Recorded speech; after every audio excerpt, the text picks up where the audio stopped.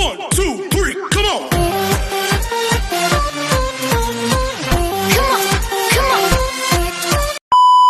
Hello beautiful people! Welcome back to my channel. This is your Mama Sam. Hello mga amigo, amiga, kumare at kumpare. Kamusta kayong lahat? Sana lahat po kayo ay okay at safe ngayong araw na ito. At syempre, kung ako naman ang tatanungin nyo, nakikita naman ninyo ang beauty ng Mama Sam ninyo, fresh overload pa rin, di ba? Ganyan talaga kapag umiinom ka ng maraming vitamin C plus kumakain ka ng maraming banana.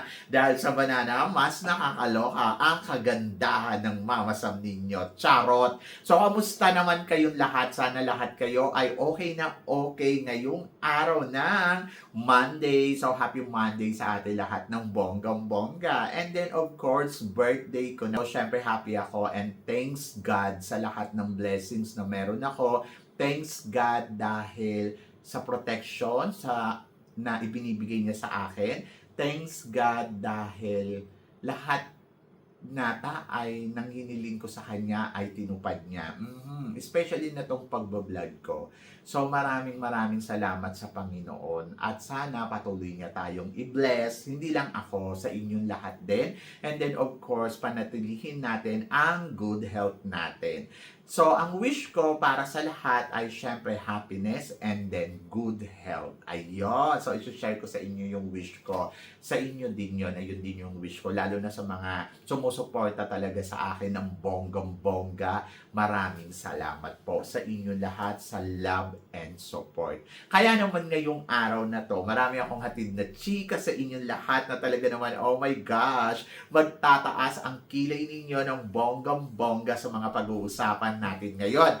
Kaya guys, wag na nating patagalin ang ating mga chika. Para sa una natin chika, Manhan International, magi-start na. So, 10 araw na nga lang ay magsisimula na ang competition ng Manhan International sa Sri Lanka. Kung saan naman syempre excited tayo sa ating pambato dahil alam ko nakakabog siya ng bonggang-bongga. Yes, I'm so excited dahil alam ko na magaling din to. At kung nung nakaraan taon si Jordan ay naging third runner-up, malay mo naman, this year ay mag-title tayo dito sa Manhan International. And then of course, syempre looking forward ako sa mga ibang candidates na rarampa dito. And good luck sa organization ng Manhan International for 2026.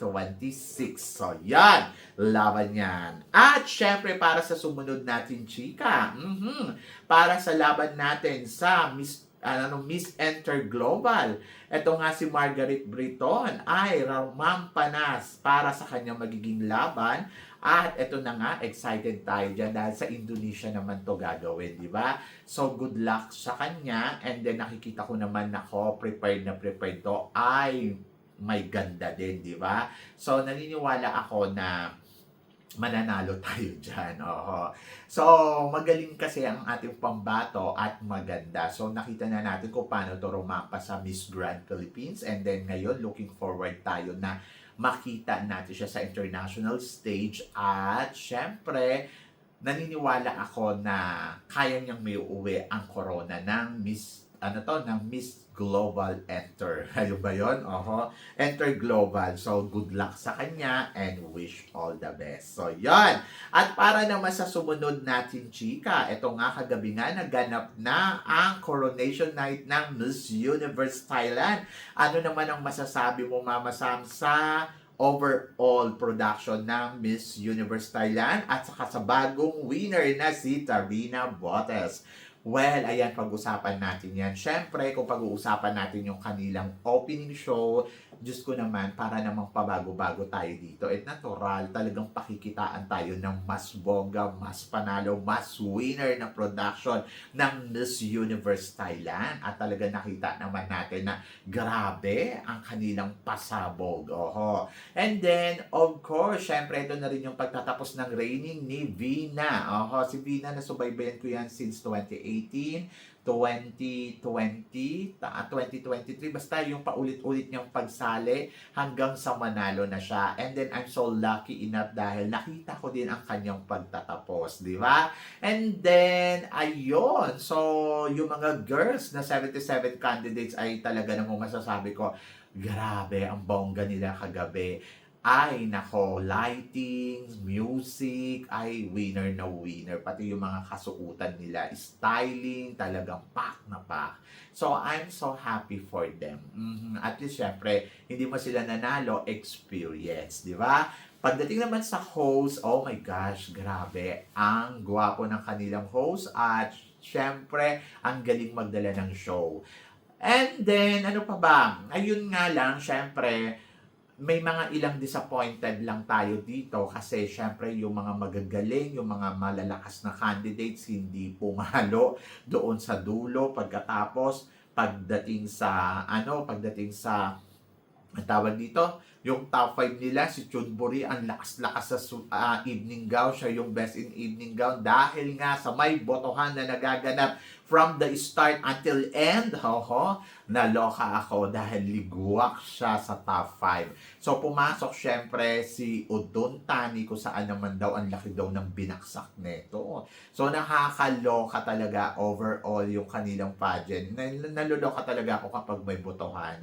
So, yun lang talaga. Kasi syempre, parang feeling ko unfair to sa malalakas na candidates tapos konti lang yung bumoboto, di ba? So, parang kahit anong effort nung girl, tapos anong bigay sa kanya ng judges ng malakas baliwala yon, kailangan talaga, ay nako, mapera ka. Pero hindi ibig sabihin na nagbaksak ka ng malakas, winner ka kasi overall, ang ending mo ay second runner-up. So, yun, di ba? Kasi ganun din yun doon sa tawag dito, sa MGI All-Stars, di ba? So, ang ending din, second runner-up din yung pinakamalaking gumastos. So, nakakalungkot kung iisipin mo. Pero, wala tayong magagawa, kagustuhan nila yun. Kagustuhan nilang makarating doon sa dulo. Kaya lang, ayun nga, ang mahal pala ng pwesto ng second runner-up. Umaabot ng milyon-milyon, di ba? So, yun.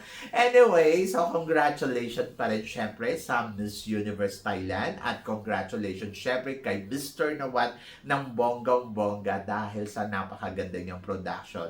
Kung i-rate ko ang Miss Universe Thailand kagabi, bibigyan ko siya ng 9.5 over 10. O, di ba? Not bad. Ayoko lang kasi talaga yung botohan. Parang hindi ko maintindihan bakit may botohan. Charot. So, yun. So, alam naman na natin na business ang pageant ni Mr. Nawat. Lagi naman niya sa ating pinaiintindi. Ang kanilang pageant ay body, beauty, and brain plus business 30%. O, di ba? So, yun.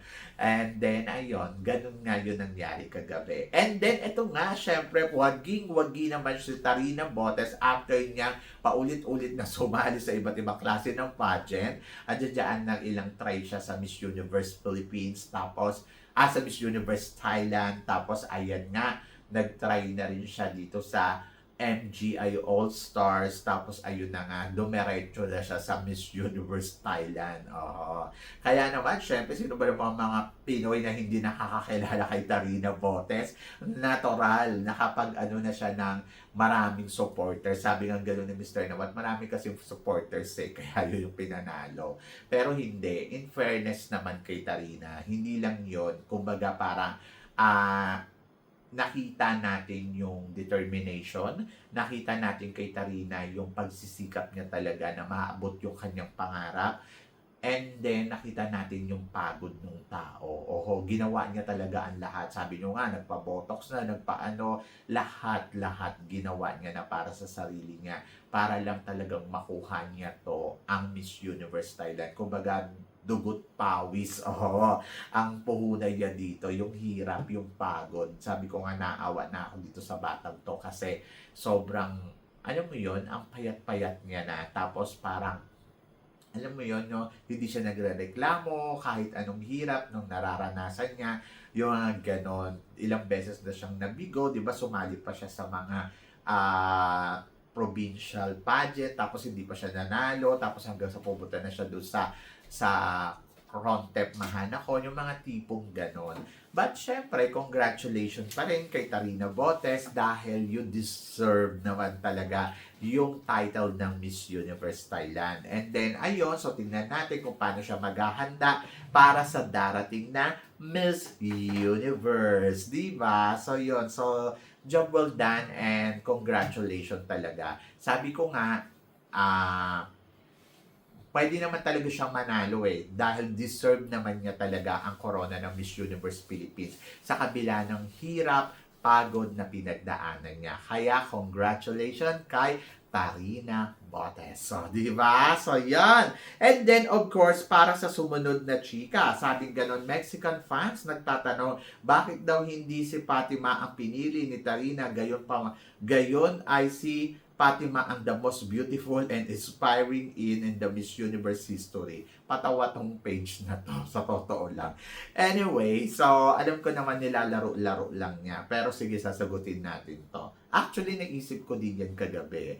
Yung tinanong si Tarina na parang sino ang favorite mo. Sabi ko nga, sana sagot niya si Fatima. Diba? Kasi ayun yung famous ngayon na pinag-aawayan dyan sa social media. Kumbaga parang ang feeling ko, kung ganun yung sagot niya, winner, di ba? Yung parang, I love Fatima dahil lumaban siya kay Mr. Nawat. Ang niya, ang lakas ng loob niya na labanan si Mr. Nawat. Yung mga tipong gano'n. So, siguro malulungat siguro si Mr. Nawat. Anyway, ano lang yun, joke lang. So, ako para sa akin ay, yes, si Catriona Gray talaga ang isa sa mga inspirasyon, lalo na dito sa mga Thai women. Inspiration talaga nila si Catriona Gray. In fairness naman kay Catriona Gray, the way kung paano niya nilaban ang Pilipinas during that time, talagang masasabi mong kalibreng babae. Diba? Yung masasabi mo na ay iba ang level neto, Miss Universe to. Diba? So yun, kaya hindi mo rin ikagugulat na bakit si Catriona Gray ang nagiging inspirasyon nila. Dahil yun kasi yung parang tumatak talaga sa lahat ng mga fans, lalo na yung labaw, yung slow motion niya, di ba? Saka yung nilalagay niya sa tenga niya. So yun, so talagang iba talaga yung signature ng Catriona Gray, di ba? Pero kung ako tatanungin mo, siguro ang pipiliin ko din si Pia Wurtzbach. Bakit Pia Wurtzbach? Kasi si Pia Wurtzbach ay paulit-ulit siyang lumaban, paulit-ulit siyang nag-try, paulit-ulit siya na, alam mo yung ginawa niya yung best niya, pero nagtagumpay sa dulo, di ba? Very inspiring talaga. And then, lalo-lalo na yung after 42 years na hindi natin nakukuha yung corona ng Miss Universe, tapos bigla finally, di ba? Finally! O, yun. So, nakakaloka yun. And then, ayun. So, akin Pia Wurtzbach talaga. Saka, grabe din yung talaga ni Pia. So, yun. Kaya, congratulations. Congratulations, syempre, kay Tarina Botes. And then, deserve niya talaga. At lucky charm niya si Catriona Gray. O, di ba? So, yun. At para sa sumunod natin, chika, view ng finals night ng mga Miss Universe. So, nangunguna pa rin ang Pilipinas dahil sa first 24 hours ng Pilipinas na viewing niya ay umabot ng 4 million views. Samantala naman ang Miss Universe Thailand kagabi ay umabot lang ng 2.4 million kahit ang bongga ng production nila. Tapos 700 naman para sa India. So, syempre, iba pa rin talaga ang Pilipinas. Dahil ang Pilipinas kapag gumawa talaga ng pageant, taon-taon naman, lagi namang umaabot ng ganyan yung galing talaga ng Miss Universe Philippines. Diba? So, yon. Pero syempre, maganda ang production talaga ni Mr. Nawat. In fairness naman sa kanya, impressive talaga, di ba? So, yon, para sa sumunod natin, chika, maliban kay Tarina Botes, yesterday ay kinoronahan din, last night, kinoronahan din ang pambato ng India na ilalaban nila sa Miss Universe. Anong chika mo sa bago nilang winner? Sa bago nilang winner, maganda. Hindi mo pwede i-underestimate yung beauty niya dahil talaga namang masasabi ko, iba pa din ang beauty ng mga taga-India. So, nung nakaraang taon, ay bongga yung beauty, pero parang ngayon mas bongga. And then, kung ikukumpara ko si India at saka si Tarina, parang feeling ko mas bongga si India, yung ganon. But I love Tarina. Oo. So, yon. So, syempre, ganun talaga. Laban lang. So, ihanda lang ni Tarina yung kanyang sarili, syempre sa makakatapat niya, sa mga makakalaban niya sa Miss Universe, at naniniwala naman akong paghahandaan niya to, di ba? So finally, makakarating na siya sa Miss Universe. Ganon, di ba? Good luck kay Tarina. At para naman sa sumunod natin, chika, sabing ganon, maliban daw kay Tarina, at saka kay Oppo, Susyata, sana daw, sumali na daw si Preo para daw kompleto na sila naging Miss Universe. To be honest, oo nga eh. Malay mo si Preo na ang susunod, di ba?